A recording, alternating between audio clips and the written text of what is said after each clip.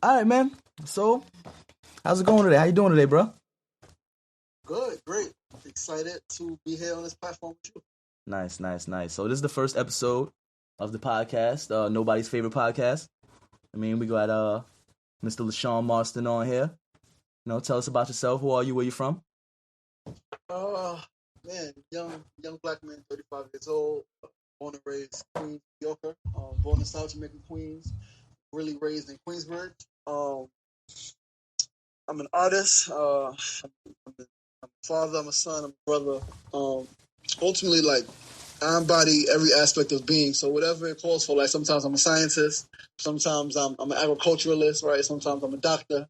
Right. Whatever it called for, whatever's needed of me to build myself and build those around me. I'll take on any role. But 35 years old, man, and just a brother striving to make a difference. All right, nice, nice, nice, nice. So, what are you doing? We got you here on the podcast. We hear you running for district councilman, correct? City council. City Yeah, council. that's like in another year and a half though. I just made the announcement put out there to start, because so campaigning is like some people got a campaign. That's something you do, for a specific time to get elected.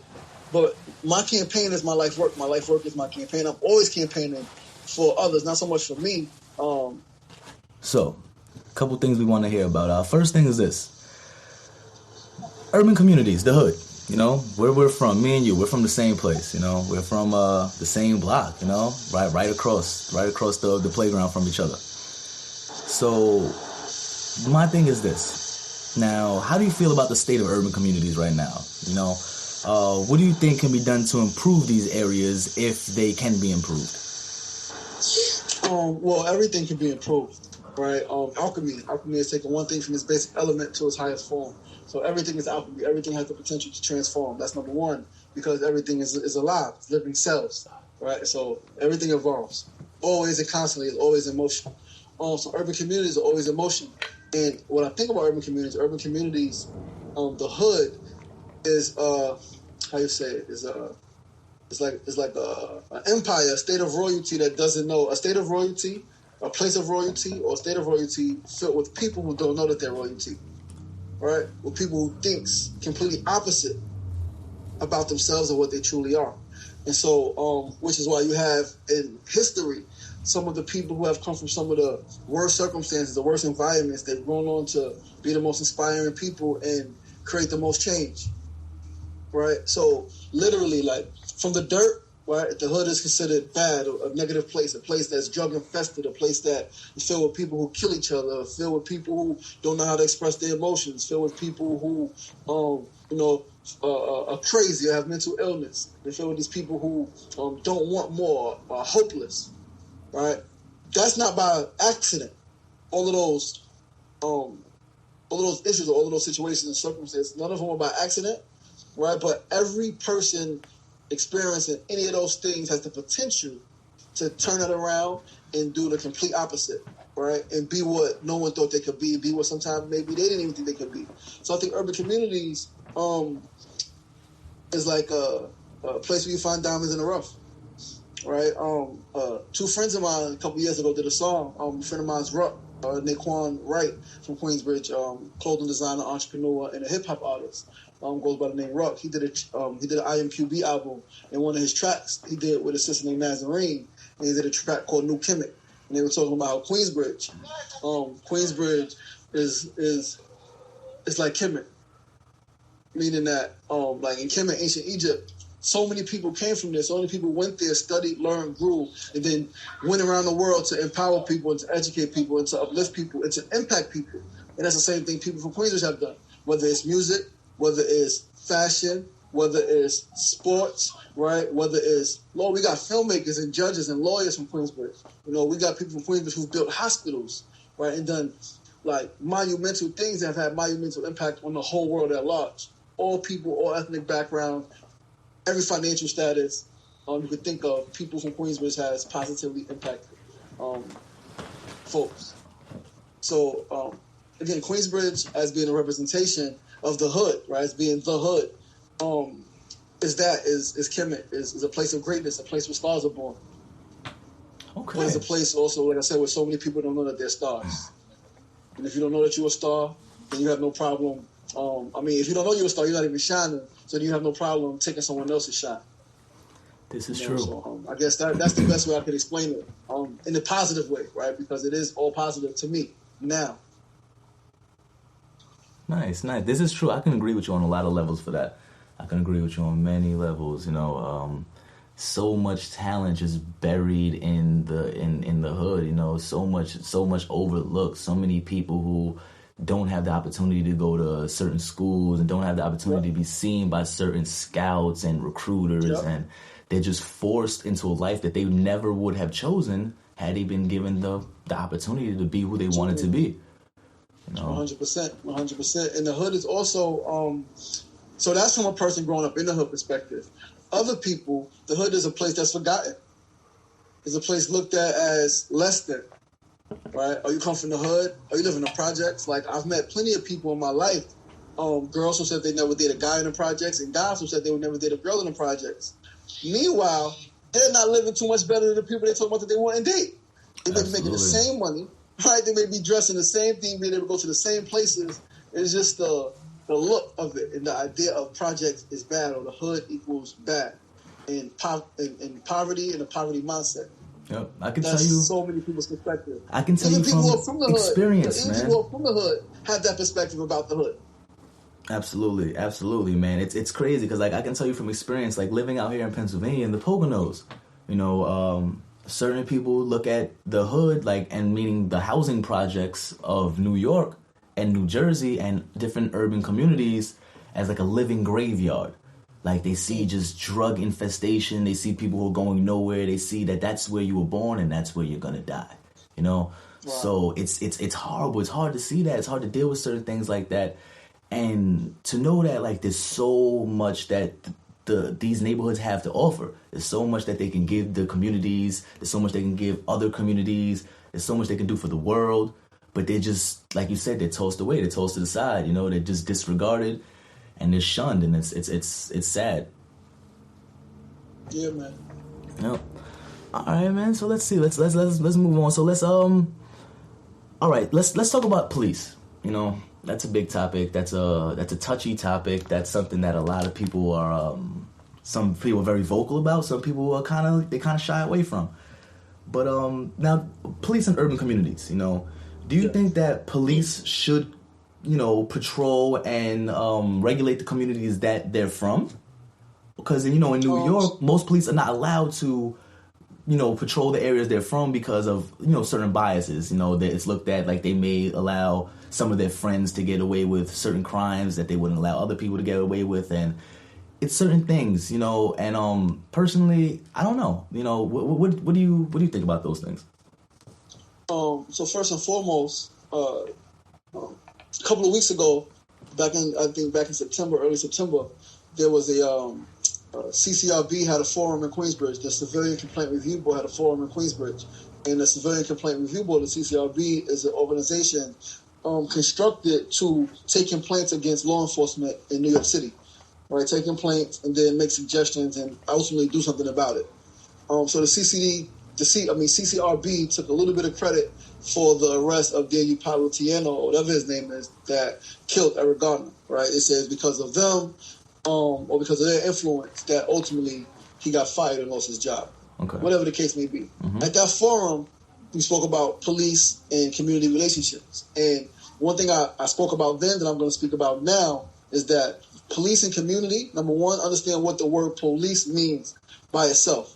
To keep in order, right? To keep in order, if that's what it means to police someone. To keep them in order and help them follow a set standard of guidelines, mm-hmm. right? That means police someone. So in that, I think, and I know that every police department in America spawns from capturing, right, and keeping in order, right, black folk, or African Americans, or, in other words, niggers, mm-hmm. right? Yep. And so, I don't think anyone, right? I don't think no organization that forms that's part of the government can properly and effectively police urban communities, because inherently there is a inherent what's the word, like inherently we're against each other, and we know inherently like these people are not here for our benefit, for our better good. We just know that. Exactly. Absolutely. So then that leads into the situation where if there has to be a police force, which there apparently, we live in a government where that policing is what this is what happens. Should these people be from the communities? So it is called policing, but they're from these communities, so they're not trying to keep anyone in order. They're just trying to keep the peace. Order. Exactly. They're just trying to keep the peace. Right, because if I'm from my community and if I learn certain things about, psychology, I learn how people think. I learn, when people are going through certain things under certain duress, how they might react, how they might express that. If they don't have certain tools, right, to express it in a positive way, they may express it in a destructive way, self-destructive or detrimental to others. Right. So if I know that and I'm from the community, then my ways and my methods of keeping the peace and keeping order is going to be completely different than just arresting someone or, hurting someone physically, like, either physically just beating someone or shooting someone. That's going to be, it's not going to be a thought or an option when you're from the community and you understand the people in that community because you can relate. Right? So whatever decision they make, there's consequences, but that's the agreement. As a community, we create an agreement, right? And anyone who goes outside that agreement, right, we vote on it, and anyone who goes outside. If anyone who goes outside of that, there's penalties. But those penalties have to be agreed upon by the whole community. Now, clearly we have situations where we say we'll vote on something and everyone doesn't come out, right? If everyone doesn't come out, people say, well, I didn't know about it. Well, then, again, that's the way sorry about that. That's the majority rules. Interesting. So you want to go? So it sounds like you want to have something like rather than federal governments. Absolutely. I think every anything that's happening in the community should be developed and built and fueled by the people living in that community, from the education to the economics, right, to the government, right, to how the community is governed, because everybody thinks differently, and no one knows their people other than the people who. Like you grow up around, you experience the same things, the same environment, the same weather, right? The same similar living conditions, right? So I think that those type of people, and those type of structures, it will decrease crime, right? And it will increase quality of life simultaneously. Oh, I absolutely agree with you. I absolutely agree. I really feel like if more people were able to regulate their own communities and ensure that the people in their own communities were safe, it would benefit more. It would cause a more sense of community. Like if the police in the area were people from your area, what I mean? It's not. I don't think it would be let's let this guy get away with selling drugs. I think it would be like I feel more comfortable with Miss Jones. She feels more comfortable because she watched TJ grow up from a child. She knows he's a good kid. She knows he's about his community. Now he's a police officer helping to keep the peace in his community. She would feel a lot more comfortable with him than an outsider, someone she doesn't know, someone that she doesn't feel comfortable with, someone she doesn't even trust to call to her home if she feels unsafe. Absolutely. And what that also does, if you ask me, is that decreases the risk and the likelihood of someone even selling drugs. Because you know what's around you, and if you're growing up with these people like in a different structure, like that might be a last resort, because now that creates more opportunity. Because if we have a true system, a true structure of quote unquote community policing, right? The people who are trained to I guess you could say patrol the neighborhood, they're not the only ones getting paid, right? You have people keeping books, people keeping records. You have photographers. Now you create a whole economy. Now you have photographers and journalists. Now you have people taking complaints. Just right, so crime is down, but there's still certain complaints, maybe noise, right? Maybe certain other things that are not violent or relation to drugs or harmful. Mm-hmm. So you can still create an economy that creates more jobs. So again, the likelihood of someone staying outside selling drugs, it decreases that, to me, in my opinion. Absolutely. Yeah, I completely agree with you, man. I definitely agree with you on that aspect of the situation. All right, so let's move on a little far away from the police aspect. Let's get back to you. You're looking to run for, man. What are you campaigning? What district are you campaigning for? District 26. Okay, what does that consist of? Long Island City, part of Astoria, Sunnyside, and Woodside. Okay, cool. So pretty much the area that you grew up in. Yep. Wonderful. So it goes back to what we were just talking about, representing the area you grew up in. People there would feel comfortable with you representing them because they know you. They know what you're about. Yep. They can feel you. You're not just they don't have to look you up on the internet to see what you're about. You grew up there. You know what I mean? So that's dope, bro. Like, that's cool. I think a lot more people should do that, man, instead of just going for the easy win. A lot of people try to run. They see a little community that's doing bad. They're not even from there, and they just like, you know what? Let me just run. I can take it over. You know what I mean? That's not cool, man. That's crazy. All right, so, but again, like you said, it goes back to policing. Like, part of my personal ideology and my personal idea, I think that everyone from the community should work and go to school in that community they live in, right? Like, within a few block radius. So then that brings us to this. Do you think that there should be, how do you think that these schools should be funded? Because richer communities would have the better technology, would be able to pay the better teachers. So do you think that there should be a certain program set in place by the city or by those communities that can offer these good teachers compensation for coming to these worse communities? Absolutely, 100%. Right? Because again, I think that part of humanity, part of compassion, is understanding, having an understanding of someone's circumstance, understanding that people are not always there. Like, clearly, you don't choose when you're born, you don't choose who your family are. Like, you don't choose that stuff. So, a baby being born to a family who was financially poor, it's not the child's fault. Now, in that, there are people from the urban communities, people from the hood, who go on to create, great careers for themselves, right? Going to be scientists and all type of things, right? And generate a lot of money. And I think, clearly, I don't think we should force anyone to do anything, but I think just having more discussion about responsibility, right? I think if people grow up understanding their responsibility to their community, then you don't have to force anyone. People are going to understand, like, damn, I made it out and I might be making $20 million a year or $5 million a year or $1 million a year. Can I give 10% to a community, back to my community every year? And if you have people doing that collectively, right, that's a lot. It's a little bit in terms of the individual, but there's a lot in terms of impact on the community, right? Especially a community like Queensbridge, where you have so many people who have become so successful and have so much influence. Then we look at, okay, now let's say I blow up and, I'm worth 50 million or 100 million or whatever the case may be. I can contribute my own money, right? That helps.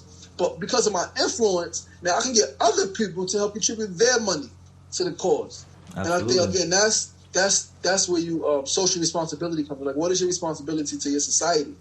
And I think the reason why a lot of us don't see it trickle down now is because we didn't grow up with that. We didn't grow up, I know I didn't grow up, and the people before me, and speaking to them, they didn't grow up understanding that I have a financial, I have a moral, and I have a social responsibility to the place that I grew up in.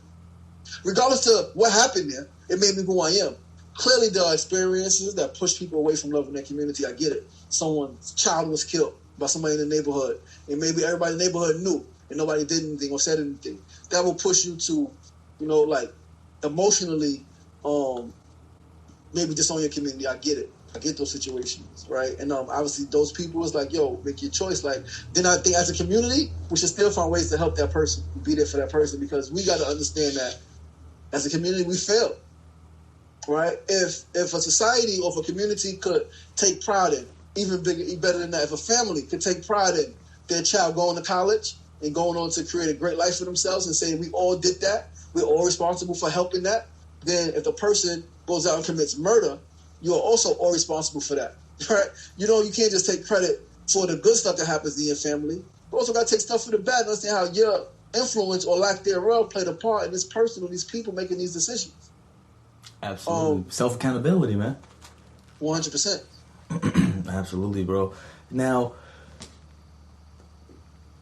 the thing that sticks out to me, really, like, it's really adamant. I'm really adamant about this, and I really believe in this, is that from the inception of the housing projects and what we know it to be, from it being low income, poverty stricken, drug riddled, violence infested, like, we were just forced to have the mentality of the grass is greener, you know? Oh, we need to get out the hood. Oh, fuck this place. We need to get out of here. This place is a shithole. Like, we need to go and we need to move to these areas that the white people built up. You know what I'm saying? That's what we were told. And that's what we were fucking made to believe. We need to move to these nicer areas. And who runs these nicer areas? Who owns the stores in these nicer areas? Who owns the buildings in these nicer areas?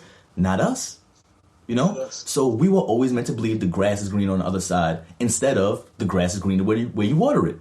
If we would take if we take care of our communities, if we, like you said, reinvest our money into those communities, reinvest into the people who are helping us make that money, you know, find some kind of way where you know it could be government incentives for these people who give back to their communities, you know, because sometimes it's hard. Sometimes just because a person made it, they came up, but they also have a different type of lifestyle now, so they want to give back. But they can't always afford to give back regardless of how much they're making. Sometimes money is caught up in other things, you know? So if there's ways that these people can be helped to help their communities, like help me help you, you know?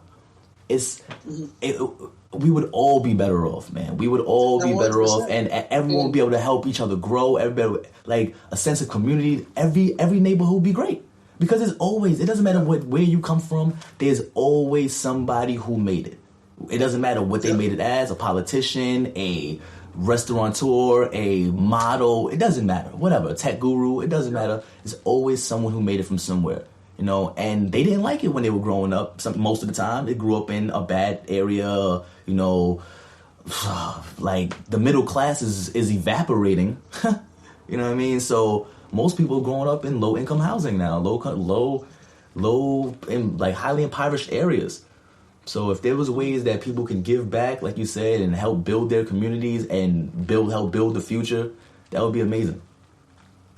Yes, sir. Yeah, man. So, all right, cool. So, what is your political party, man? What are you running as?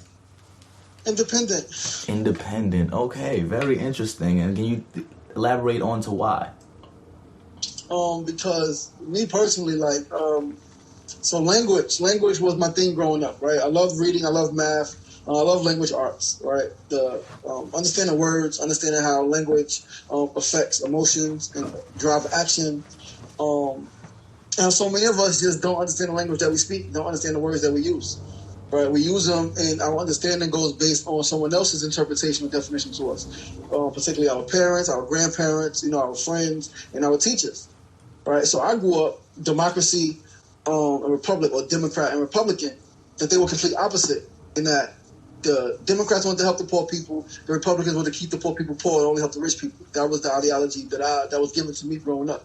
But as I got older and started to just read and just pay attention and understand myself, one thing I realized was that, number one, and to my experience and my knowledge, right, the communities that I've experienced, the people that I've spoken to who live predominantly in democratic areas have been poor for a long time. When they've had democratic leadership, hasn't been great change. On the upside, right now, mind you, for 6 summers from age 6 to age 11, right, from 90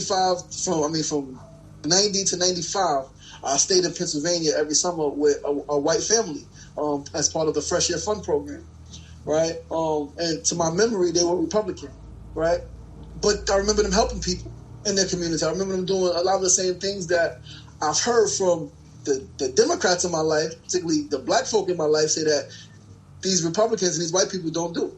I saw with my own eyes the complete opposite, right? So, and again, as I started to those are my own experiences, but as I started to learn and connect what I was learning to what I had experienced, like connecting what I have read to what I experienced, I realized that there's no difference between a republic and a democracy. And actually, technically, a democracy comes out of a republic. Yes, it does. Yes, it does. And then as I started studying nations, right, some of the greatest nations in the history of the world have been republics, right? And so it's like, whoa, like I can't, in good faith, call myself a Democrat, knowing like what this stuff means. I can't do that. And I can't also call myself a Republican, knowing what this means and knowing the impact that it has on my people. I can say that, I'm a Republican, and my people, just because of sheer lack of knowledge, will write me off. right? I can say I'm Democrat, and by sheer lack of knowledge, they'll follow me, even if I'm leading them to not to a better place. If you're leading everyone off the edge of a cliff, they'll still follow you. Everybody. And they'll still follow me regardless of just because party affiliation. Like, that's gang mentality. That's the same thing that so many people are saying we should be anti. So do you think that people in urban communities feel like they should automatically be Democratic? They should automatically. Of course they do. Yeah, I agree. I agree. That's a real thought. I agree. It's bad. It's a sickness. It is a sickness, and the problem with that, and a problem that I've noticed. I don't know how to say a problem. A growing trend that I've noticed is that people don't realize what they're supporting. You know, people just say, "Oh, I want this," so I think that they want this for me too, so that's what I'm going to get. You know, a lot of people these days want handouts, and that's what Democrats are looked at as, you know, as people who just want things given to them. You know, like, oh, I want free schools, I want free healthcare. They look like a lot of people look at it as, like, you know, as civil rights, you know, civil liberties that you should have as being a tax-paying citizen and someone who is a citizen of this great country that we're in. These should be your rights. You should have free healthcare. You should have free schools. You should have free all these things, you know, since you pay taxes and such, you know. But the Republican Party looks at it as, well, why should it be free? Work for it, you know. Me personally, I don't see Republicans as bad and Democrats as good, or Democrats as bad and Republicans as good. It's just different sides of the spectrum, you know. They just want different things. Like the Republicans are, you know, capitalists to the core. Work for what you get. Build yourself up. You know, start from nothing. Like what Biggie said, from ashy to classy, right? Nothing. Nobody gave him anything. He worked it up. So what he did, everybody, where we're from, everybody loves Biggie, right? Most people regard him as one of the greatest rappers of all time, and he considered his. If you ask him what his rap career was, it was a Republican career, man. He went from ashy to classy. Nobody gave him nothing. He didn't know anybody in the industry, and they was like, "Yo, bro, I think I'm just gonna give you a record deal." He worked for it. You know, that's what he did. So it's hard for me to even be able to pick a party just like it was for you. I think I would be a independent just like you are. You know what I mean? Because it's just who's to say what is what? You know what I mean? There's so many different types of Democrats now. You have democratic socialists and all this stuff. Like come on, how do you put those two things together, man? Like, I don't know, man. It's odd. It's odd that people from where we're from just feel like they don't have anything and they should be given things, so they feel like that they should be a member of this party. It's kind of insane to me. Wow. I hear you. I think. So one of my goals, one of my objectives, is to create an actual free nation. Right? Mm-hmm. Whether the nation is big or small, whatever I say, like a nation, right? To create a free nation where people get free housing, free healthcare, they get free clothing, they get free education, they get certain free things, right? That's essential to living for a period of time. They get this free things with this free training so that they can elevate, understanding that some people just don't have it. Some people, right, in this country with the disparity in money and wealth and opportunity to generate. Right now, mind you, we live in America, so there's tons of ways to generate. We can generate doing recycling, right? There's tons of ways to generate, but some people, based on their mental state, based on their capacity to learn, right, and just the wiring of their brain, they don't have the same opportunity. They might have the same opportunity, and you know how it is. You put two people in the same position, they're going to perform completely differently, even if you gave them the same training. Just because their capacity for processing and expressing that thing is different. Mm-hmm. Right? We could be in the same class, getting the same amount of tutoring in math or sports. We on the same team, with the same size, with the same coach. We put the same amount of hours in, but you consistently score more points than me. You consistently are a better shooter than I am because the mechanism is different. Absolutely. I can only be the best I can be. My best, my 100% might be 10% for you. And if we know that, right, and if we are in positions of leadership, then those who are fighting for certain free things, we analyze their life and do you really need it? Right? And I think that's the case. Now, not just say people shouldn't get free healthcare, people shouldn't get free housing. It's like, does this person, like, what are the qualifications? Right? And Absolutely. I think everyone in today's America, particularly in the urban community, should have mental health assessments because your mental health impacts your physical health, impacts your ability to work, your ability to even look for a job, right? Your ability to strive is driven by the state of your mental health. Absolutely. So I think we need absolutely more evaluations on that before we determine whether we should like cut certain programs because these people are lazy. It's like, okay, that's a term thrown out that people are lazy, but maybe they are dealing with deep depression. I know me, there was a time in my life when people called me lazy, when I was literally mourning my father, my sister, the loss of twins. I was mourning life in general. So yeah, you call me lazy, and like that's not going to help me not be lazy, right? Like, absolutely. I'm saying, why? It's not. If every child born is born with the desire to want more, every child wants more. At what point does that stop, and what happened that causes it to stop? That when you have adults or teens or adults who you see not striving for more, something happened that caused that. It's not by accident. All right? So I think it's our moral right to lift our brother and our sister up. If we can. And if we can't, then stand with them and try to rise together. Yeah, together we rise, man, like you said. Like, that's my personal theory. And I understand how that's so controversial, because I understand that there are some people who don't put any foot forward, who just use their mouth to ask for things, and they be like, what effort did you put? I get that. All right, but even to me, even then, there's something wrong there. There's something wrong if you are asking for something that you did not work for, that you did not earn. What is happening in your brain? Like, that's me. What's happening in your brain that you think that you deserve this, that you really deserve this thing that you are not putting any effort towards creating for yourself? Definitely, man. Like, with something you just said really, really stuck with me because I've been thinking this for a long time. You know, one of the biggest industries, if not the biggest industry, if not the number one thing in every industry, is customer service. You know? 100%. And something that I've never seen. I've been a manager in a lot of jobs, man. And I've never seen in any industry I've worked in a customer service person, manager, representative, anything ever be evaluated for have a mental health evaluation to see if they're qualified to actually help people, to actually provide customers with the service they require at this job. You know, I really think in customer service based jobs that should be a requirement, because if you're not mentally capable of dealing with what these people exactly with what they're putting on you, and it breaks you, because I've seen a lot. Like, I've been in relationships with women, and they call me at the end of the day like in shambles. Like, what's wrong? What happened? They had such a bad day at work. They broke down crying, and it's like they just not mentally stable like for this type of work. You know, many of us are. See, I know so many, and the customer service industry should really be an industry that those type of people should really, you know, be paid substantially more than they make. The things that they deal with on a daily basis, whether it's emails, phone calls, in person, like the mental stability that they have to be able to take all of that in for 8 to 10 to 12 hours a day at their job, go home and not let it affect their family, their personal life, their outlook on anything else. That is a skill, a talent. That is something that a lot of people do not possess. That is something that a lot of people that's something that you really can't teach. You know, that's just something that people have. Yeah, man. Yeah, I definitely agree with you on that mental awareness, man. But yeah, we were touching on the political parties.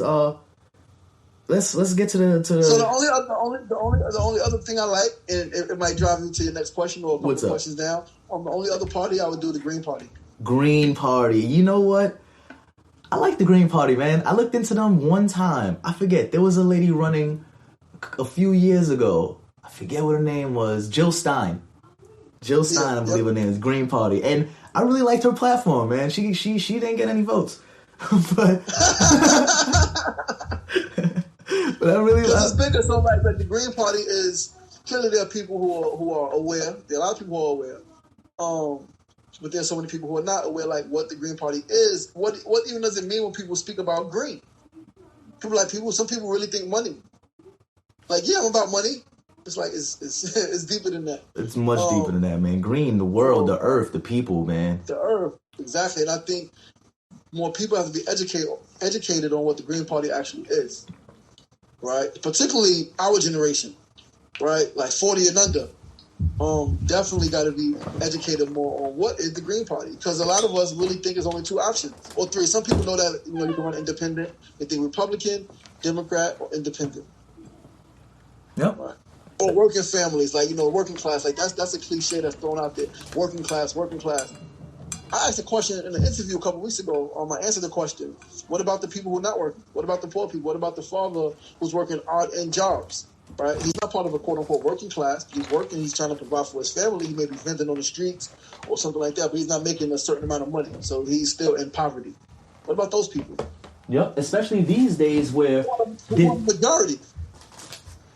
Yeah, these days, it's like sometimes it's hard to get a job with certain people's situations, so they go to things like Uber and DoorDash and stuff like that, where they're making good money. You can make really good money on these things, but it's looked down upon because those are gigs. Those are not actual jobs and careers. Yeah, careers. But why? What is the standard for like a good job? I'm supporting my family, right? You got to do what you got to do. Sometimes having that freedom makes the person more happy than just working a regular 9 to 5. Like me personally, I'm a firm believer that I'd much rather make $50,000 a year and be happy, wake up happy to go to work every day, than make $100,000 a year and every day I wake up like, damn, man, like I don't want to do this shit, bro. Like, this that's sucks. crazy that you mentioned that. This dude, Gary V. You know Gary V? I love Gary V, man. I love Gary V. That's my boy, bro. I literally spoke about that yesterday. I want you to come up when you come up to New York next time. Gary V has an office in Long Island City. Yeah, VaynerMedia, man. VaynerMedia. Yep.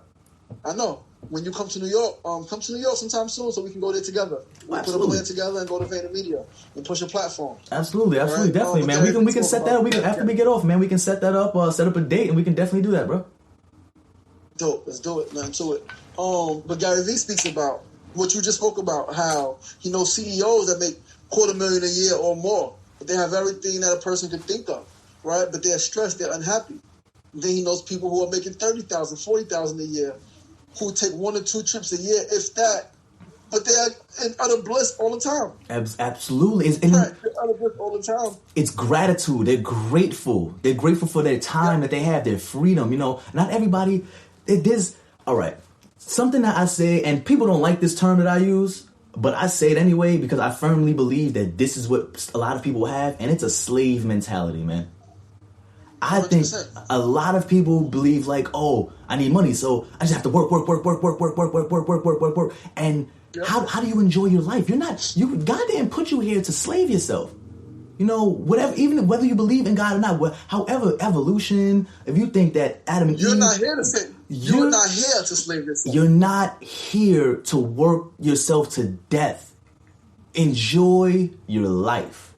Enjoy your freedom. Enjoy your family. Enjoy your friends. A lot of people throw their lives away. We spend 8 hours a day at work, right? That's a third of our life. If we live to be 100 years old, that's 33 years of our life we spend at work. Then if we sleep for 8 hours, that's 33 years of our life we spend in bed sleeping. So that leaves 33 years out of 100 that you actually live. And in that time, are you really living? Because you still have to eat. You got to travel to and from work. You're like, sometimes you're sick.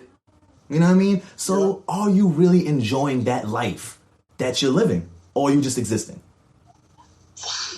And most people are just existing, unfortunately. And that's part of my platform.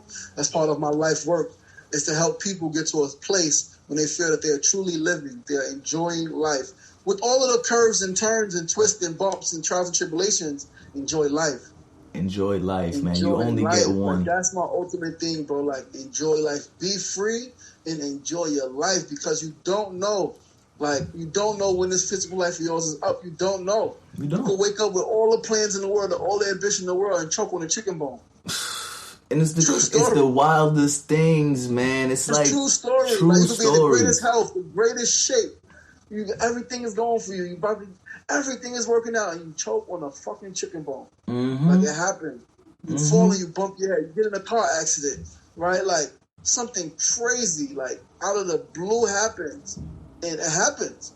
And so because I know that it happens, right? I do my best to live, man, and not hold grudges, not keep anger too long. Let it go, because especially like with people that I love, like we get into arguments, we get into disputes with those around us, our friends, our family, people in our community, and we hold that, right? I'm not speaking to this person because of this. And then the person passes away, and then you're like, oh, I wish I would have had more time. I wish I would have said sorry. But it's like, nah, do that while you're alive. Do that while there's life still here. Like, enjoy your friendships. Again, especially those you cherish. Now, there are times when you have a disagreement with someone, and you like, what's the value of, like you evaluate the value. Is this relationship valuable? Is it worth the effort? And if it's not, then you let it go. But you don't hold a grudge. You let it go, mentally, emotionally, send a person their way. Peace. We were here while you lasted. Our friendship hopefully served a good purpose. If not, then so be it. But it's time to move on. That's it. You learn from every situation, man. Even if it doesn't work out, like you just mentioned a minute ago, Gary Vee, man. One another thing that he preaches is that he loves to fail. I'm the same way, man. Yeah. Like if I fail at something, cool, that's great. Now I just have to figure out how to make it work. You know what I'm saying? Because once I succeed, it's like, all right, well, that's over. Time to move on to something else. That's your story. You know. So, yeah, absolutely, bro. Like, happiness, man. Like, if you're not happy, then why are you doing it? You know, like, everything is a relationship. Whether you're at work, you know, and at home, it's all relationships. So if you're not going to, why would you be in an unhappy relationship with your spouse? You shouldn't. It's toxic. Same thing with your job. Why would you be in an unhappy relationship with your job? You hate your managers. They hate you. You know, like, you're just there to get a check that, like, you know, it's not good, man. It's not a good way to live. It's not a good way to live, and people need to focus on their happiness, especially in their communities. You know, helping each other, each one teach one, and then we all be better, bro. Fight this depression and all that crazy shit.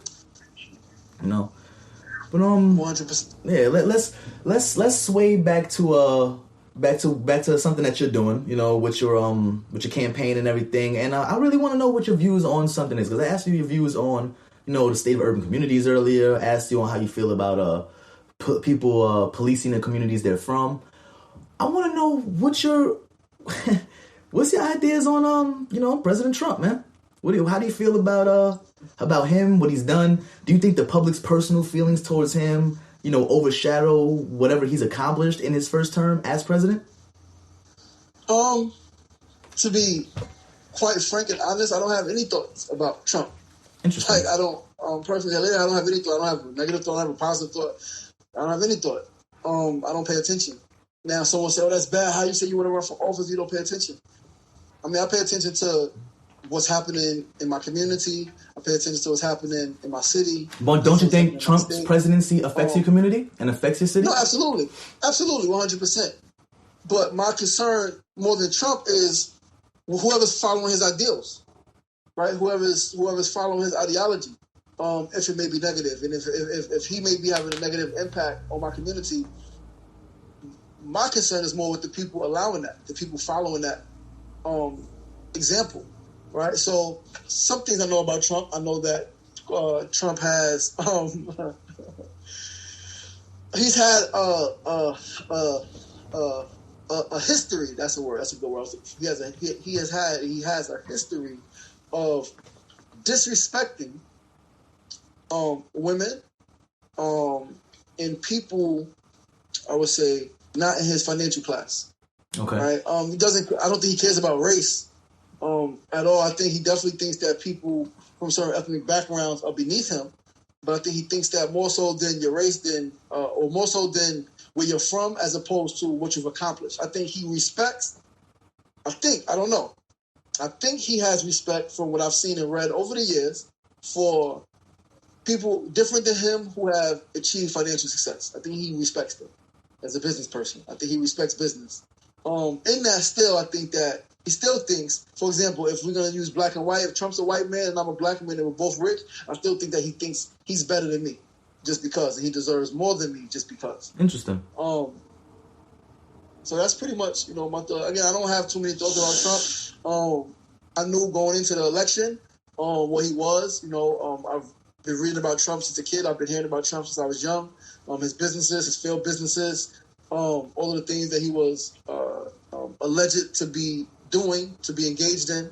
And it was like, okay, like, I mean, what different than the 44 others or the 43 others who look like him? And that's something I completely agree on. You know, I really think that people, the more access people have to creating media and seeing media, the more everything is going to get bashed. You know, people, Absolutely. you know, Trump is this, Trump is that. Well, I mean, John F. Kennedy was a lot of people remember him as a great president, right? Oh, you know, he fucking started Medicaid and, you know, helped in the short time he was here, you know, helped us do a lot of things, and cool.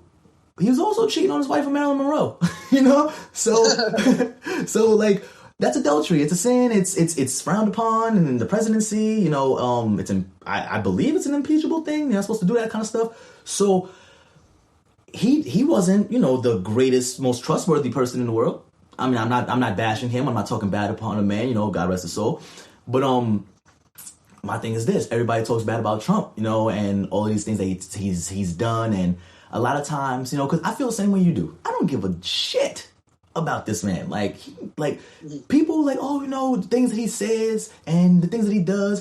And I'm like, okay, well, majority of the time, our country's had judges and lawyers as presidents. He's a businessman. Yeah. He walks into the Oval Office the same way he walks into a boardroom, with the same demeanor, the same attitude. You thought he was going to change the 40 years of tactics he used already to do these 4 years? No. He got to where he's at. Exactly. He got to where he's at being this person. By being blunt. Exactly. By being 100% blunt and saying whatever's on his mind, even if it gets him in trouble. Exactly. So why would he change now? You know? Yep. Why? And that mentality of what you're speaking about right now in the general public, that's the reason why so many people don't understand the presidency. Because they think is one way, but the president is just someone who's gets selected, right, to run an organization, to run a corporation. And if you talk about you want to get out of debt, and we said we all know this debt, then I don't think a lawyer can help you get out of debt. Right? Yeah, exactly. Not in that way. You know, I think a businessman would be much more qualified to. Exactly. Even if that business person severs certain relationships. Exactly. Right. Severs certain relationship, and even if that business person offends certain people, it's like, yo, listen, man. My personal platform, number one, taking away from Trump, changing the title a little bit. I'm from the hood. Right, I'm from the hood, and I know people in the hood who you bring opportunities to. Yo, we got a job over here. Yo, I don't want to. Somebody's like, yo, I'm looking for a job, man. They got to bring some money. Yo, call me, collect some bottles. I don't want to collect no bottles. All right, go do construction. I don't want to do construction. All right, help me sell some incense or sell some books. This is me personally, right? Help me sell some books. Help me sell some incense. I don't really want to do that. So what you want to do? I don't know. I just want to make some money. I just gave you 7, 8 ways to make money. You don't want none of them. Exactly. Right. So there are people in our community, going back to what we spoke about earlier, who, and again, I think those people have mental issues. Right? But regardless of what, they're still there, they still exist, and they still take a space. There are people who are, quote unquote, not pushing forward. They're showing no effort to want to achieve. This is true. Right? This is true. But I don't want to cut you off. But going back to like what we said about Gary Vee, he also says this too. And I agree with this, man. This is a thing. Not everybody's built to do things. You know, 100%. When you said, help me sell incense, help me sell books, some people are not born salesmen. They know I can't sell. I'm going to be out here, and the time I'm spending trying to do this, I could be actually going out and fill out some job applications, going to do this, because they know they can't sell. They're just not that kind of person. They don't have that entrepreneurial spirit. You know, other people, like you said, let's go do some construction. They're not into that hard labor stuff. They know they don't like the way their body feels. They don't even go to the gym. You know what I mean? They don't like the way their body feels after they work out. Absolutely. They don't like it. It's not them. They want to make some money. It's not that they don't want to be able to feed their family. They just don't want to feel like they're dying and killing themselves for it. You know? And sometimes you gotta do what you gotta do, though. Sometimes you do have to do what you gotta do. Absolutely. But then there are people who are not even doing that. This is true. Those are the people I'm talking about. Those are the people who are not even doing anything. They're people who are not trying to do a hustle. They're not trying to fill out the applications. You tell people, yo, go to this organization over here. They've helped 500 people in the last 6 months get jobs. Like, I don't really want to go up there talking about it. You bring applications to people like, yo, here, I saw the application over here. Here, fill it out. They don't even look at the application. Like, I don't. Right. So again, I think there are many people like that I've personally experienced on my own.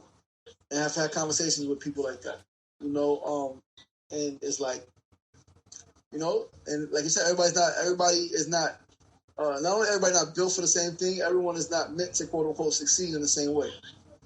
Right? Success with someone else, literally, they're happy just floating through life. They're happy floating through life, maybe barely making ends meet.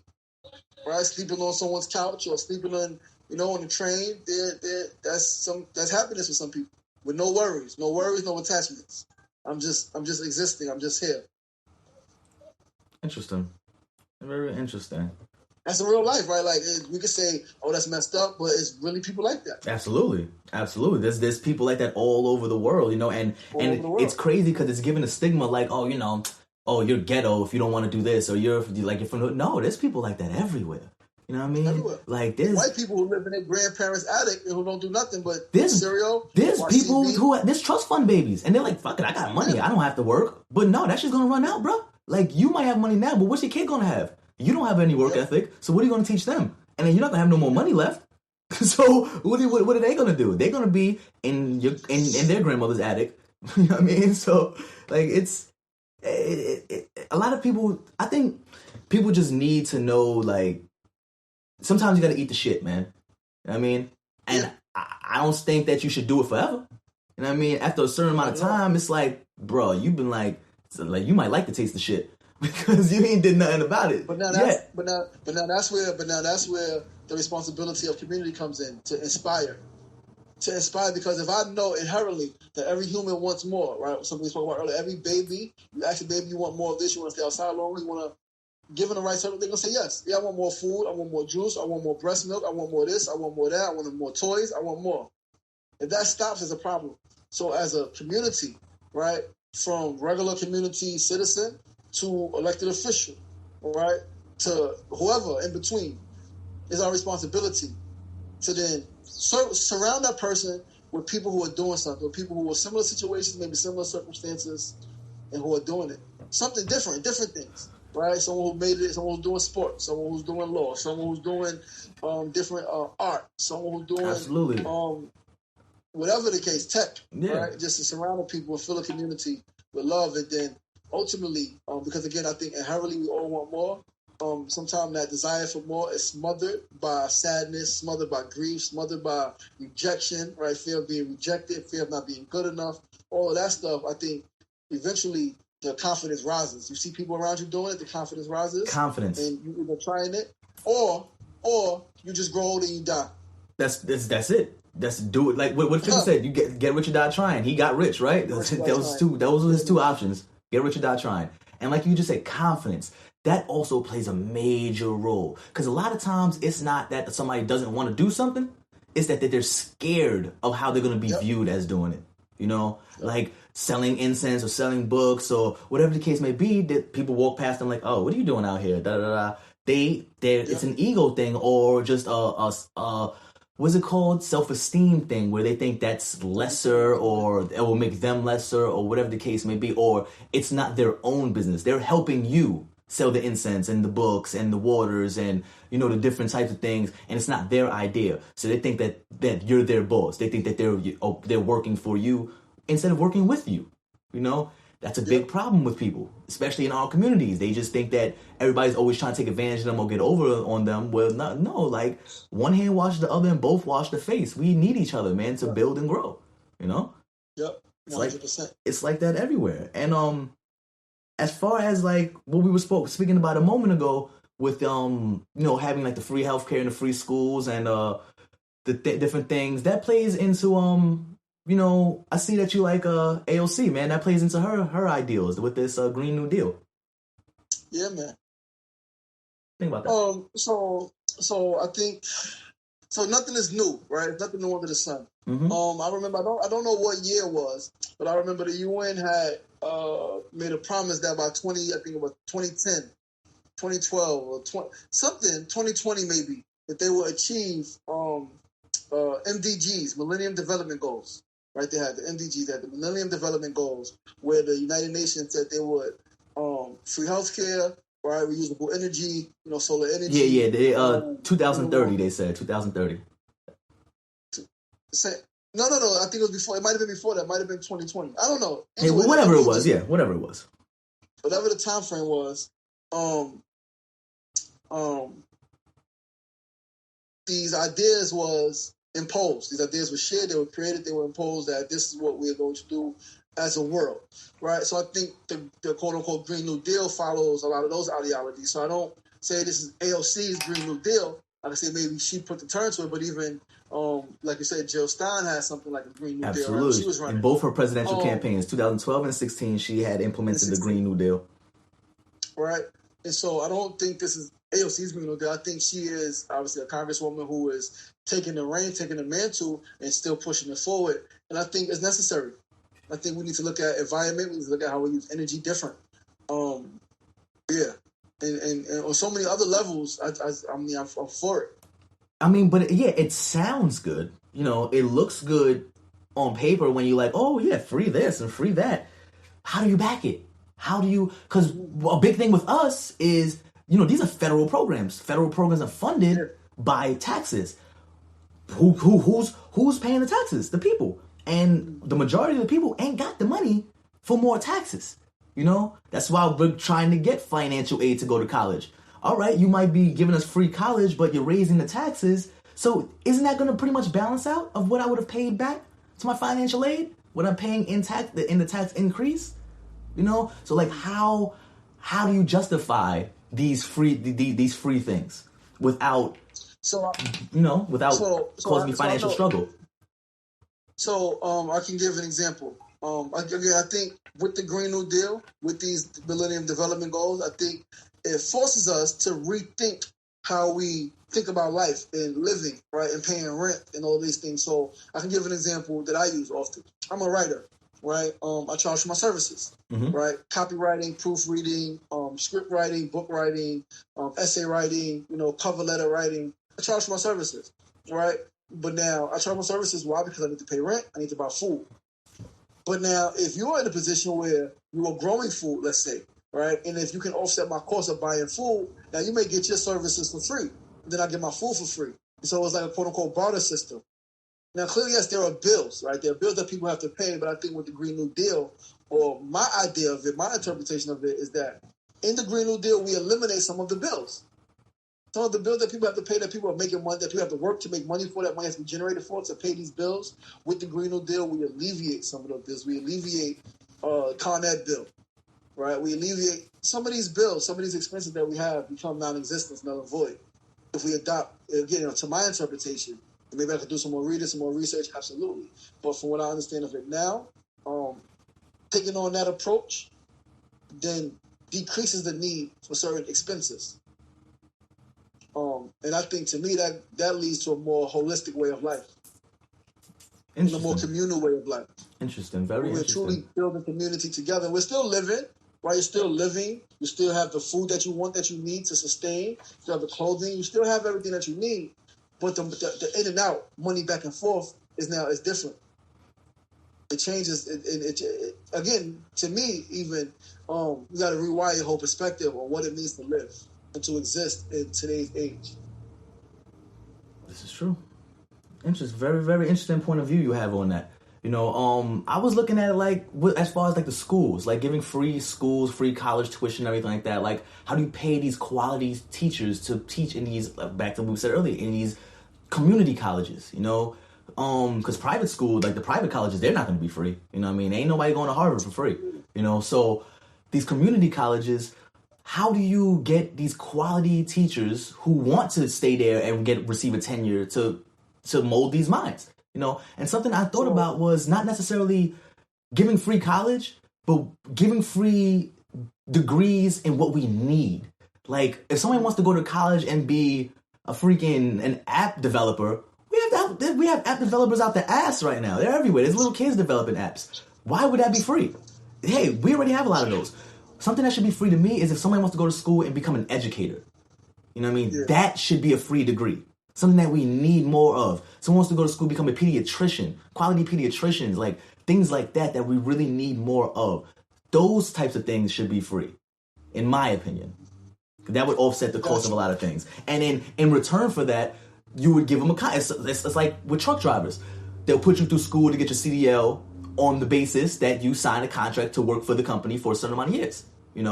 quality teachers. We'll give you the free schooling, get your free degree, great credentials if you agree when you graduate to teach here for a certain amount of time, or to teach in this underprivileged school for a certain amount of time, like, a little 2-year contract or something. I think I like to use Queensbridge as an example. Well, I love Queensbridge because it's where I'm from, and it has so many people. That's the reason I love it so much, because of the amount of people that it has. I've been in towns, and I'm sure you've been in towns, right, that has less people than Queensbridge, right? That has less people than Queensbridge, but they have their own economy, right? They have their own businesses. They have less people, so they look at it. They're their own town. Queensbridge, it's not Queensbridge, it's a part of Queens. It's a neighborhood. I mean, it can be considered a town. But anyway, I like to use Queensbridge. 3,444 apartments in Queensbridge.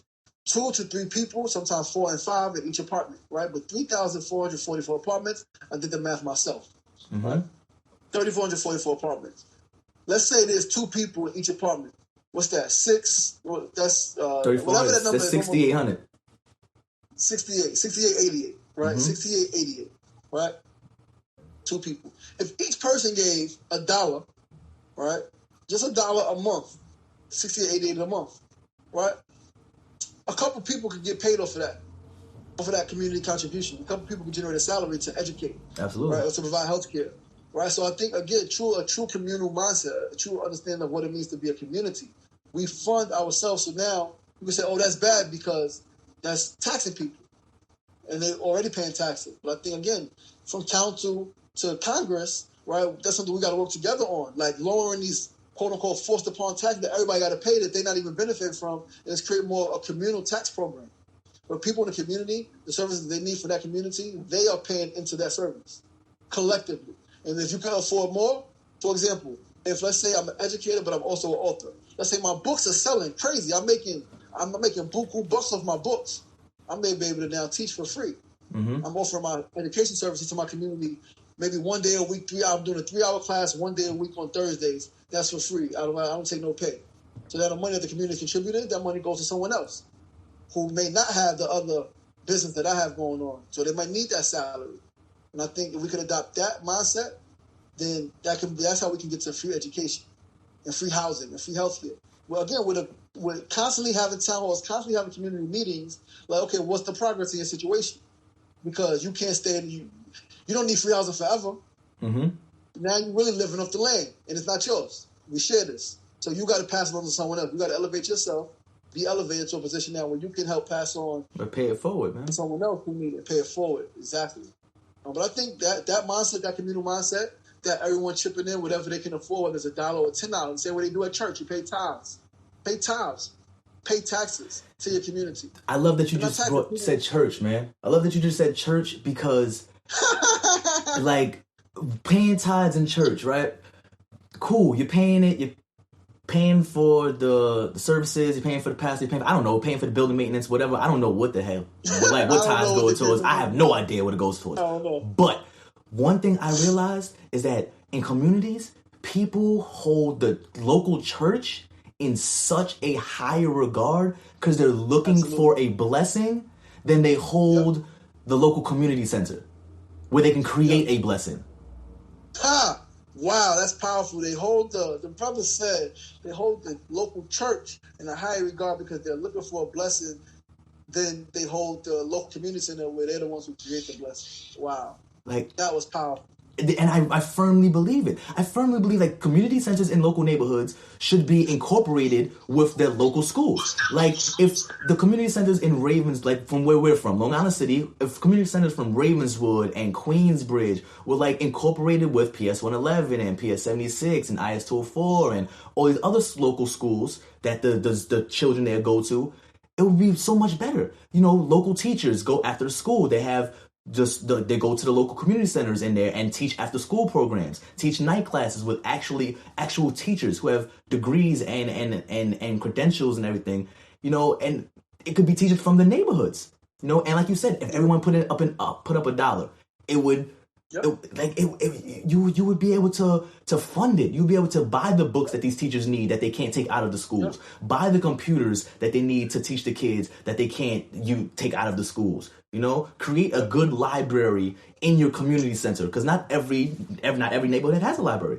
Sometimes we're lucky enough in Queensbridge and Ravenswood to have libraries in the hood, in the projects, but not everywhere's like that. Some places have to go really far. Not no more.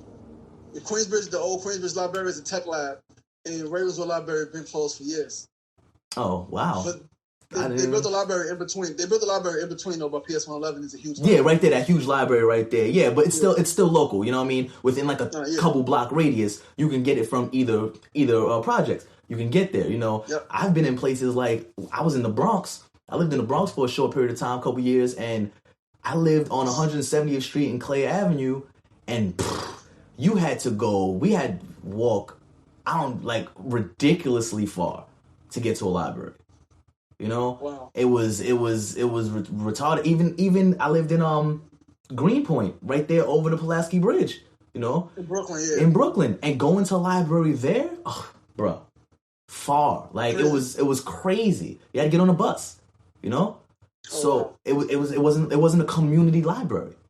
So I feel like community centers should have much more to provide the community than a basketball court.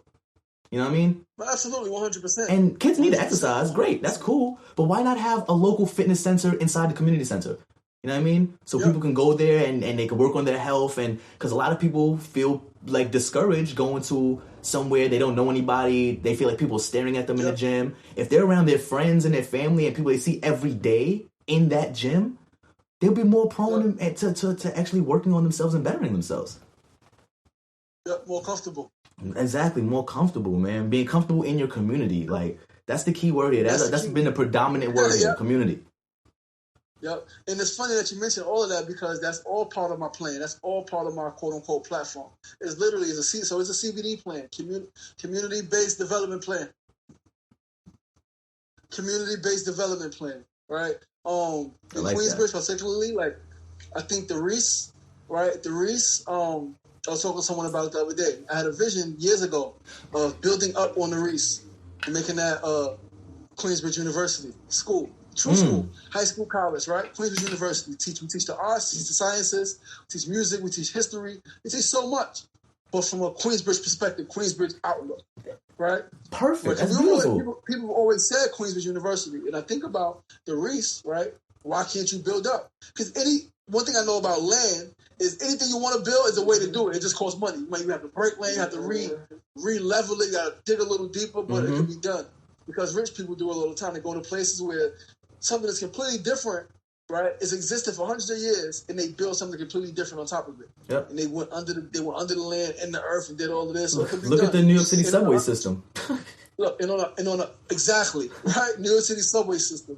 All types of tunnels, 6-7 trains going through one direction. Like, it's crazy. Yeah, within inches of each other, passing within inches. Like, crazy. But with Queensbridge University building the Reese up, then on the other side, the nursery built up, and that's Queensbridge Academy. Right? Nice. That's elementary school through middle school. Nice. So now we have true education in the community being funded, fueled, run, and occupied and educated by people from the community. Or at least someone who knows someone, right? Maybe all the teachers are not from Queensbridge, or maybe somebody from Queensbridge recommended this person from Astoria who they knew, who they went to school with, and they teaching. So it's still fans, still people who look like you, still people who reflect your demographic. Mm-hmm. Right? That's part of my long-term plan, long-term vision for Queensbridge. But even in general, just in life, in any community, I think again, what is a community? They have businesses, right? So economics, education, and health. And housing. Those are the 4 essentials, right, that make up a community.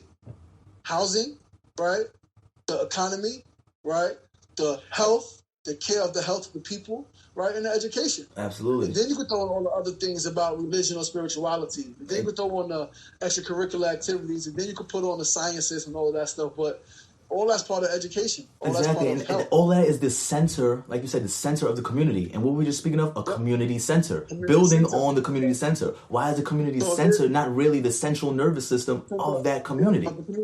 You know, 100%. Like we have schools because they really are. Yeah, like there's always in New York, especially, there's colleges everywhere. You know, why can't we have programs and like you said, building Queensbridge University, right? Maybe we don't have enough money to pay for high quality teachers and stuff like that. But what we can do is they got LaGuardia Community College right over there. They're teaching people how to be teachers there, right? So why can't we offer an internship program that provides credits towards their schooling if they teach at the Queensbridge University or the Queensbridge Academy and help mold these young minds? You know, that would be a wonderful incentive program. Absolutely. And how about this? See, a lot of times I think we think about teaching the old way. We forget that we're in technology age, and this is where I know you come in at. You love tech. You're a tech guy. Absolutely. Right? So now, instead of teaching, you got to have 3 teachers to teach 3 different classes of 30 people. You can have one big screen with one teacher on screen teaching 100 people. It decreases. It costs a lot to have the screen. It costs a lot to have the technology. But you're not paying the teacher the same fee, the same salary to be present. Exactly. That one-time cost removes the recurring cost of a weekly pay, like a payroll. You know what I mean? We just pay it. 100%. It's an investment. And even in that, so I'm running for city council, right? I'll put this out there on your podcast, man. Man, shameless promotion, bro. Do what you got to do. No, hold on. No, city council salary is $148,000. Okay. Right. I think we could decrease that salary. Right. Even living in New York, I do not think we need that much money to live in New York. Especially again, if like me, now everyone's not like me, so I get it. But if you're like me, you have other things that you have things that you're really good at. So I don't need to make $148,000 for my council salary, because if I could make I'm a writer, I'm an author, I'm a filmmaker, I could be generating money off my films and my books. Right? And that goes to something Bloomberg did. Whatever you say about him, he took $1 salary for mayor. Yeah, he was the billionaire. Because he had exactly. Exactly. And so whatever you say, like, I don't need the money. I just want to make some change. I want to run some things. But then it comes into the problem where they always throw this in there, conflict of interest. Okay, well, you have a lower salary, but guess what? You're writing these books that they're putting in the schools, so you're really actually making extra money. One thing I do know is that, number one, just because you're an elected official is a job. You can have another job. Right? They can't stop you from having 2 jobs. You can have 2 jobs. The key, obviously, is when you are a policymaker, a lawmaker, all right, and you have decisions on where the money goes. Definitely there's some things that are conflict of interest, right? But again, that's how you got to be really good at what you do, right? So that now, because I'm really good at what I do, I'm selling my books to regular general people and other organizations, and I might be giving to the school for free. Like, right? It's ways to do it that everybody benefits.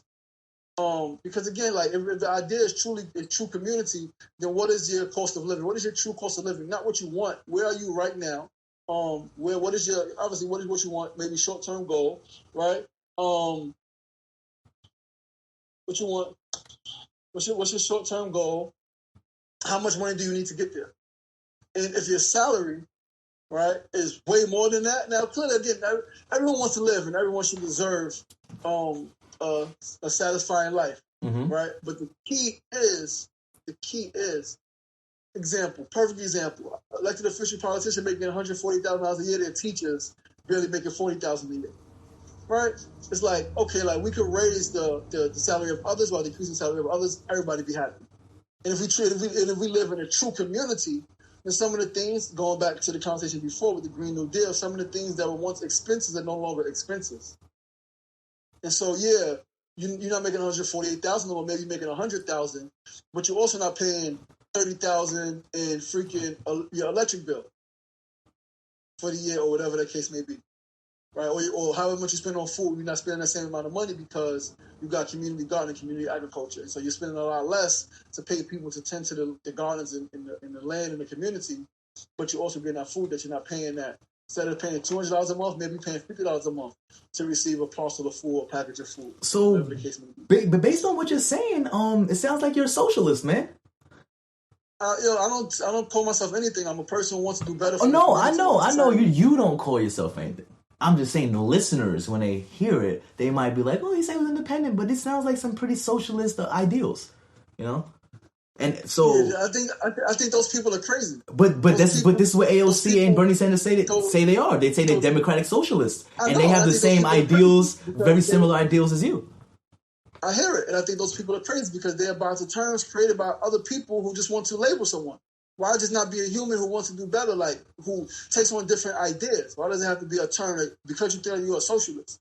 Because other thought processes I have, you may say, oh shit, you're not a socialist. You might be a monarch. Right? This is true.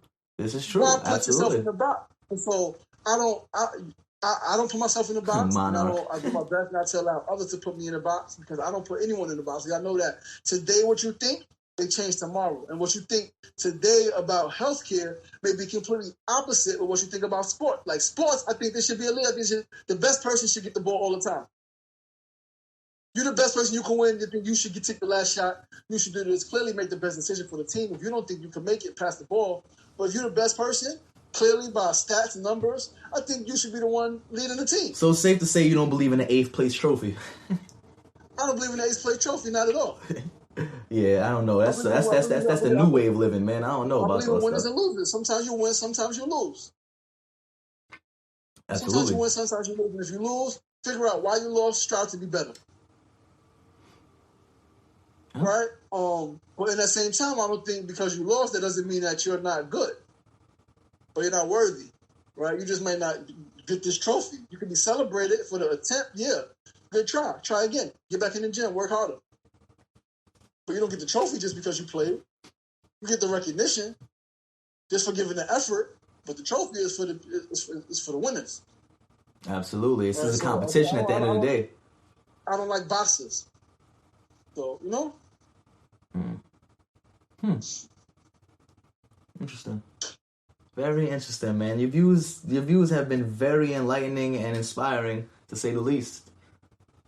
Thank you, man. Thank you for the conversation. I don't really get to talk this deep with people. People don't normally go this deep with me. Hey, man. I like to go deep. I'm always on my own thinking deeply about so much that I really get to share it because I really have people asking me the questions. They want me to share. Sometimes when you got to share on your own, you forget certain points, right? You forget certain little nooks and crevices in your thought process. But when someone asks you a certain question, sometimes you can go deeper. Absolutely, bro. I appreciate this. I'm a firm believer, bro. Like the grass might be, pretty up at the top. People might, like what you just have to say up front. But the richest minerals are found the deeper you dig. So 100%. I definitely like to get to the root of everything. I'm definitely inquisitive, man. I like to give the people what they want to know. You know what I mean? And I'm glad you told us your views on everything today, bro. I really appreciate you coming through. Really appreciate you taking the time out to enlighten us on everything that's going on with you. Once again, just let everybody know what's going on with you, like when you're going to be running, when your campaign is going to start, when you're looking to start it. Sir. Yes, sir, I got you. But let's because in the question that you sent me, you had a specific question. You had one question that you didn't go over yet. You asked, if I'm not mistaken, if I was president. Yes, absolutely. Yes, that question. What would be the first thing I do? What would be? Right? You know what? Let me ask you verbatim. If you were president, what would be your primary course of action? What would be the number one thing day one as president? You were just elected. You haven't even taken office yet, but you were just elected. What is the first thing you're setting your mind on doing? President of America, correct? President of America, the great United States of North of America. If I'm president of the United States of America, the first thing I'm doing, well, you said what I'm doing on day one. On day one, I'm doing two things. One's going to come before the other, obviously, right? But on day one, I'm doing two things. One, I'm examining what does reparations really look like? What does it look like to give Black Americans 5 states in the South? What does that look like? Right, that's something that was proposed by Queen Mother Moore back in, I think, I'm bad with time frame, but maybe in the 50s or 60s, maybe when I think Kennedy or Roosevelt was president. Somebody was president, but she spoke about reparations and just giving Africans a piece of the country. Right, just giving Africans like 4 or 5 states in the South to fill I think at that time it was like 20 million Black people in America. Interesting. So that's one of the first what does that look like? What does that look like for the country? What does that look like for those states? Right? Really examining that and having my whole office and the whole staff. Let's examine this. Let's take some time to examine what this really looks like. I feel like that would look like segregation. Right? What is the impact of that? Right? And separate, right, to I think there's so much strife in America and in so many communities because people deal with their own problems, their own trauma, their own issues, and they're being forced to coexist with people who don't share the same concerns. So that rises the tension. So I think how do you stop your children from fighting? Separate them sometime, right? Yo, you go to your room, I'll come talk to you later, separately. But do you? And then so would you? Understanding. Hold on, and when you could do that, understanding what part did you play in this battle y'all have? What part did you play in this battle y'all have? Once you understand your own individual parts, then let's come together for mediation. And then as we mediate, then let's see, can you pass me some bread so I can make a sandwich? Then maybe we can eat together, break bread, and we can share and exchange. So would these still be states though? Would they still be? Would it be a situation where they're segregated or separated states, or would you give the African American community their own nation, as you spoke of before? Like Puerto Rico is its own thing, but it's still part of the United States of America, but it's not a state. You know, so their own nation. Okay, interesting, very interesting. Right. I think that should be for the different groups of people. Yeah, I think, again, power to the people. If people want to separate, man, they should be allowed to separate. The government shouldn't be like, oh no, because if people feel this disdain to other groups of people, all right, let's figure out how we can help you separate. How do y'all get your happiness? How do y'all get to y'all bliss? Mm-hmm. California looked into it recently. I didn't hear you. California recently looked into it. Right? I think it's a real thing. And I think we should put more attention to that. And then with that, on day one as president, I'm also, everyone in America gets a mental health assessment. Let's figure out how long that takes. How I don't know how that works. I don't know, but I know we need to figure out. That's a costly expense. And does it have to be costly? Why? Because there are people offering free services. What does that look like? But the amount of time that takes for the amount of people that are actually offering free services, we've got over 300 million people in America. You know, even if it takes everybody 1 minute to get assessed, which obviously it's not, like 300 million minutes, like, you know, like that's a long time. It's only 24 hours in a day. People still have to sleep, eat, you know, so it sounds amazing. And I think that everyone should be mentally evaluated. I think that everyone should know where they stand on the spectrum, because a lot of people are unaware and a lot of people don't like to accept that they're just not right, you know? And I don't want to say not right like there's something wrong with them, but they just need a little more help than someone else may need, you know? Yeah, man. But that's what I would just look at it like, what does it look like? Let's put this on the table. Those are the two things I'm putting on the table day one. Reparations, right? And mental health. Like, what is this like for everyone in America to get a mental health assessment? How long does it take? And how much money does it take? Who do we have? How can we reduce service? How can we reduce costs? How can we maybe exchange, quote unquote, rent for some services for the people who, you know, would be, I guess you could say performing service or performing the assessments, right? Conducting the assessments, rather. Right? How can we alleviate one of their expenses so that they don't gotta? Again, what does it look like? I don't know. I'm not in my knowledge of government to be like, okay, that will cost this much. I don't know. But I know that should be looked at. Very interesting. I completely agree with that, man. Definitely, bro. I appreciate you making sure we covered that today. You know? Yes, sir. Thank you, man. Thank you for the talk. Thank you for having me on. I'm super honored to be your first guest. I can't wait to see how it all comes together. Absolutely, man. Again, it's first episode, bro. Like, you're the first person we've had on the show, and I really appreciate you taking the time out, man. Like, we've been flaking. Nobody's favorite. No, I love it. Yeah, man. Nobody's favorite podcast, man. This is what it is, man. You know, everyone's gonna love it. Man, so I am Lashawn Marston. I'm running for city council in 2021, District 26. That's Queens. That covers Long Island City, Astoria, Woodside, and Sunnyside. The election will be 2021. It could potentially be 2020 if the current councilman, Jimmy Van Brammer, wins borough president seat next year. Then they'll have a special election. But until then, and even in between then and even after then, man, I'm just here to build my community. I'm from Queensbridge, New York, you know, and I just want to build. And I just want to build a society where everyone is happy. Everyone is happy with their life. Happiness, man. Peace and happiness, man. Peace and happiness. Together we rise all day, every day. Together we rise. Appreciate you, King. Thank you, man. Thank you very much, man. Appreciate you, bro. Peace.